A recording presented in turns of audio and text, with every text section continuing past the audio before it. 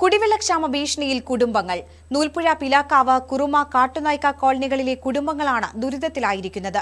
കോളനിയിലെ കിണർ വറ്റാൻ തുടങ്ങിയതോടെ ദൂരെയുള്ള കേണിയാണ് ഇവരുടെ ഏക ആശ്രയം.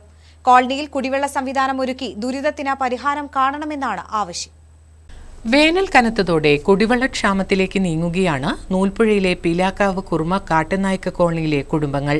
കോളനിയിൽ 2 കിണറുകളുണ്ടെങ്കിലും ഒന്ന് വറ്റിത്തുടങ്ങിയതും മറ്റൊന്നിലെ ജലം ഉപയോഗശൂന്യമായതുമാണ് കോളനിക്കാരുടെ ദുരിതത്തിന് കാരണം.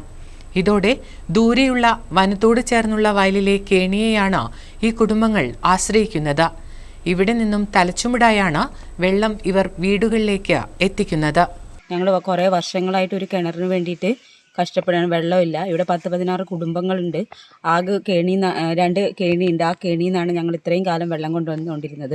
മഴക്കാലമായാൽ അത് ഭയങ്കര ബുദ്ധിമുട്ടാണ്. ചെളി വെള്ളം അതിൽ നിറയാറുണ്ട്.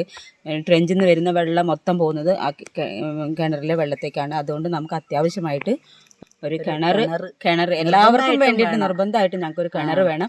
ഇല്ല, കിണറിൻ്റെ താഴെയാണെങ്കിൽ പാറയായതുകൊണ്ട് പൊതുവെ വെള്ളം അങ്ങനെ നിൽക്കാറില്ല. വേനൽക്കാലമായ ഫുള്ളായിട്ട് അത് പറ്റി വരണ്ടാണ് നിൽക്കുന്നത്. മഴ പെയ്താൽ കേണിയിലേക്ക് സമീപത്തെ വനത്തിൽ നിന്ന് ചെളിവെള്ളം ഒഴുകിയെത്തും. ഇത് ഈ കുടുംബങ്ങൾക്ക് ദുരിതമാകും.